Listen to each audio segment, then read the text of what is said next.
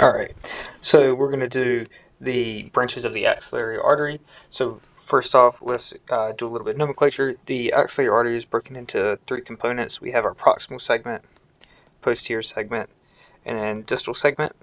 And this is all named in relation to the pec minor muscle. So the second segment that we see here is actually underneath the pec minor muscle, whereas region 1 is going to be proximal and region 3 is going to be distal to the pec. You can also think of this as being medial to the pec and section 3 being lateral to the pec.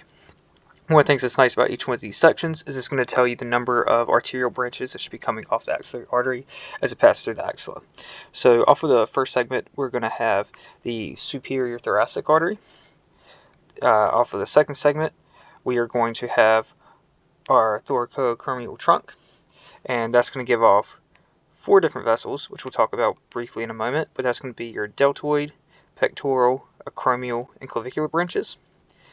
And then we're also going to give off our lateral thoracic artery, which is going to go down the lateral side of the thorax. Next, in our third segment, so this is after you get underneath the pec minor, so we're coming out more distal, this is going to give off the subclavian artery, which is going to bifurcate into the thoracodorsal, which is going to the latissimus, and then the circumflex scapular, which is wrapping around the scapula. And then our last two branches, we're going to have a branch that runs anteriorly. This is going to be my anterior circumflex humeral, and then a branch that goes posteriorly. This is my posterior circumflex humeral artery.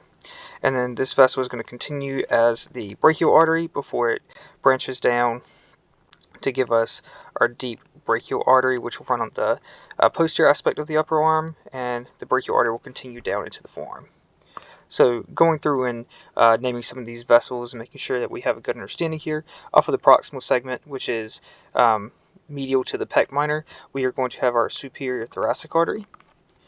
As we get into our second segment, which is now underneath the pec minor, we are going to have our thoracoacromial trunk, which is going to give off multiple branches that are going to be your deltoid, pectoral, acromial, and clavicular branches, as well as your lateral thoracic artery. Now, of note, your lateral thoracic artery is going to run with a nerve. That nerve is going to be your long thoracic nerve, innervating the anterior scalenes.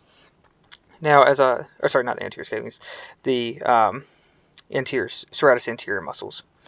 As I continue into my distal segment, so this is after I get past the pec minor, then I'm going to have my first branch that comes off. This is my subscapular artery. It's a pretty major branch. It's going to be coming down inferiorly. It's going to give off the circumflex scapular, wrapping around the scapula, as well as the thoracodorsal artery. Now, the thoracodorsal artery is also going to be running with the thoracodorsal nerve to innervate latissimus dorsi. As I come distally, I'm now going to have my anterior circumflex humeral artery, my posterior circumflex humeral artery. Important to point out that the posterior circumflex humeral artery is going to be running with a nerve as well. This is going to be the axillary nerve. And it's going to be running posteriorly to get into the quadrangular space, where then it will innervate the deltoid and the teres minor muscle.